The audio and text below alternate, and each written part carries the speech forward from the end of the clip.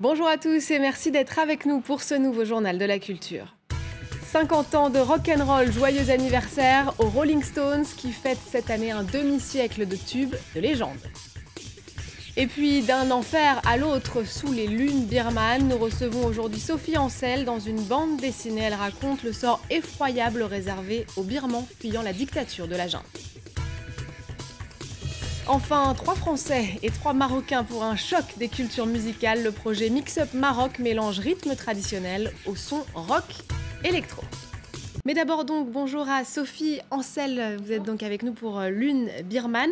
Donc cette bande dessinée, c'est l'histoire de Tazama, un jeune birman, entre autres. En tout cas, il vit l'enfer alors qu'il tente de fuir la dictature meurtrière dans son pays. C'est une fiction, il faut bien le dire, mais toutes ces histoires sont inspirées justement de rencontres que vous avez faites sur place. Expliquez-nous. En fait, l'histoire de Tazama, elle a commencé en 2006 pour moi, puisque j'ai commencé à rencontrer je suis partie en Birmanie à ce moment-là et j'ai rencontré des Birmans pendant plusieurs mois.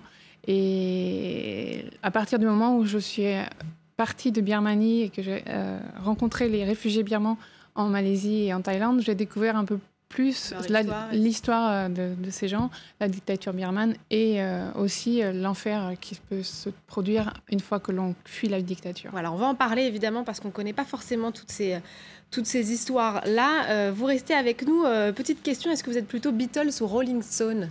Rolling Stones. Rolling Stones. Alors ça tombe bien puisque donc en 1962, un groupe de jeunes Anglais donnait son premier concert sur la scène du Marquee Club de Londres.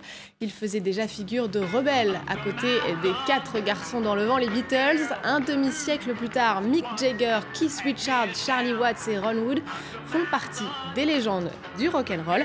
Retour sur la carrière du groupe en compagnie d'un critique musical, Arnaud Vivian.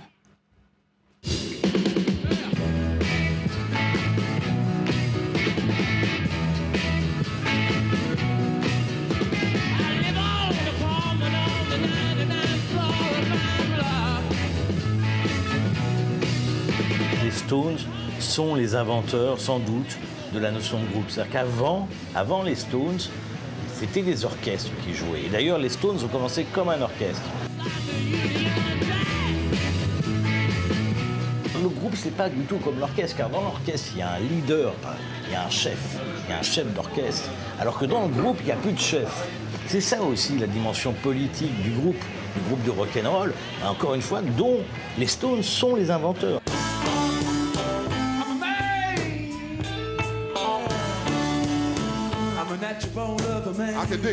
Mick Jagger et Keith Richards sont des historiens de la musique, et surtout évidemment de la musique américaine, du blues. Et ce qu'ils veulent faire, c'est réinventer une tradition qui était déjà là, celle du blues anglais.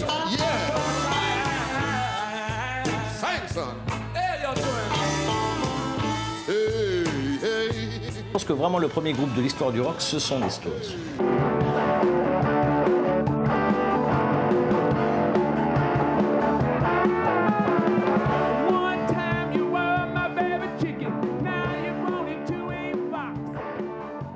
Et justement, sexe, drogue et rock'n'roll, voici les ingrédients de Rock Forever, la comédie musicale à voir sur grand écran signée Adam Shankman, avec Tom Cruise en hard rocker déjanté, tatoué et alcoolique. De quoi ravir les nostalgiques des années 80. Bande-annonce.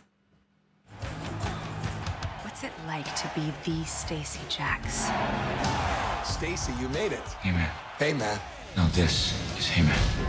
Hey, man. This club is totally out of control.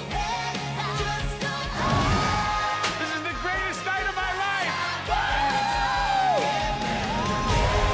Ladies and gentlemen, Stacey Jacks. I'm wanted. Dead or alive.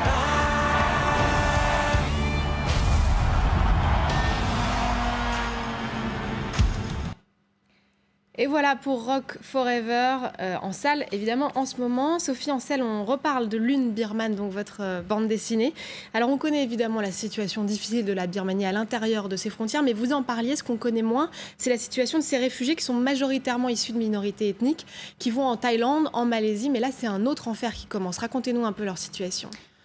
Oui, en fait, une fois qu'ils partent de Birmanie, ils arrivent un peu en proie à des trafiquants d'êtres humains qui les attendent aux frontières. Que ce soit en Thaïlande, ils sont revendus. Voilà, il y a la prostitution. Il y a aussi un phénomène qu'on connaît moins qui se passe dans les mers thaïlandaises où justement beaucoup de Birmans travaillent comme esclaves dans les mers thaïlandaises. Certains en réchappent, certains au bout d'un an sont libérés. Ils poursuivent vers la Malaisie. Et là, c'est un autre enfer, une chasse à l'homme. Pendant la BD, en fait, a des dates aussi, puisque ce qui se passe, ça se passe en 2007, 2008, 2009. À ce moment-là, les réfugiés birmans qui sont détenus sont renvoyés déportés vers la Thaïlande et revendus par les autorités. C'est un cercle vicieux qui n'en finit pas. On le comprend bien et on le voit dans la BD, ils craignent pour leur vie quasiment en permanence. Est-ce qu'ils se sont livrés facilement à vous, ces réfugiés? Oui, je pense que justement, il y avait un manque pour eux de voix, en fait, et ils avaient envie que les gens sachent. Ils voulaient trouver une solution parce que ce cercle était infernal et ne s'arrête jamais. Beaucoup de ces Birmans qui habitent en Malaisie sont passés 5 fois, 6 fois dans plusieurs mois en centre de détention dans des conditions abominables. Ils ne savent jamais s'ils vont ressortir vivants, forcément, parce qu'il y a beaucoup aussi de détenus qui sont morts. Et, vous avez besoin d'une voix pour un peu témoigner aussi de ce qu'ils vivent. Ce que vous avez produit, là, c'est ce qu'on appelle un peu la BD documentaire. Vous êtes journaliste, c'est Sam Garcia qui signe les très beaux dessins. Pourquoi est-ce que vous avez fait le choix de la bande dessinée pour raconter ces histoires ? J'étais vraiment choquée par toutes ces histoires qui se passaient dans des jungles, dans les mers thaïlandaises. J'ai eu envie d'en parler à la fois en photo, en vidéo. J'ai fait quelques travaux avec des images. En revanche, c'est très difficile c'est impossible de montrer ce qui se passe dans les mers thaïlandaises lorsque les Birmans et les réfugiés sont revendus dans les jungles thaïlandaises entre des autorités et des trafiquants d'êtres humains. Du coup, c'était un peu mettre une petite caméra invisible pour que pour que le lecteur puisse être là et voir ce qui se passe vraiment, en fait. Alors, Aung San Suu Kyi était récemment en France. Il y a comme une petite éclaircie peut-être pour la Birmanie. Vous avez espoir, vous, pour ce pays que vous connaissez bien ou...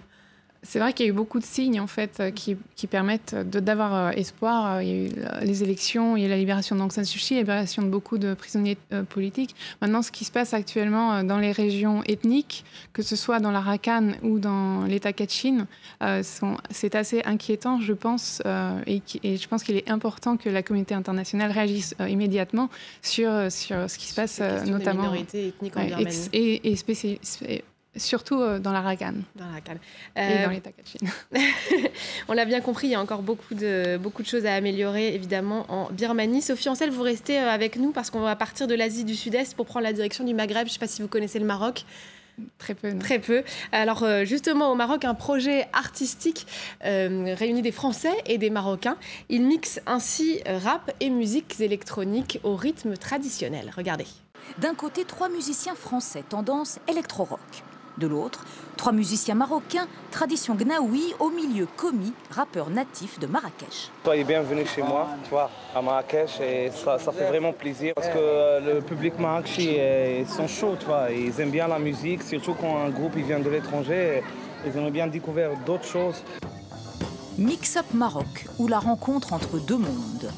Depuis maintenant 3 ans, le groupe marseillais Nasser explore l'univers électro-rock. Aux antipodes, Hassan Boussou, né à Casablanca, éduqué artistiquement dans la plus pure tradition gnaoui. Autrement dit, une musique ancestrale. Rien ne les prédestinait à se rencontrer. Et puis le projet Mix Up est né. La musique électronique est une musique très carrée, très binaire, où on n'a pas le droit à changer de tempo et tout, parce que tout est là, tout est fait sur les machines et la musique gnawa est complètement différente. Il y a des points communs dans ce projet-là, c'est la force des mots. Avec le rap, c'est la force de la musique électro, la machine et tout ça, et c'est la force de la musique gnawa qui la transcende. La recette est improbable et le résultat étonnant. Et du projet Mix Up devrait probablement jaillir un album d'ici la fin de l'année. Voilà, c'est la fin de cette émission. N'oubliez pas que vous pouvez la retrouver sur france24.com ainsi que sur Facebook et Twitter. Merci encore à Sophie Ancel d'être venue nous parler donc de Lune Birman, cette bande dessinée parue chez Delcourt avec les dessins de Sam Garcia. On va se quitter en musique avec le groupe américain Punch Brothers. Leur nouvel album s'appelle Who's Feeling Young Now. Merci à tous de nous avoir suivis.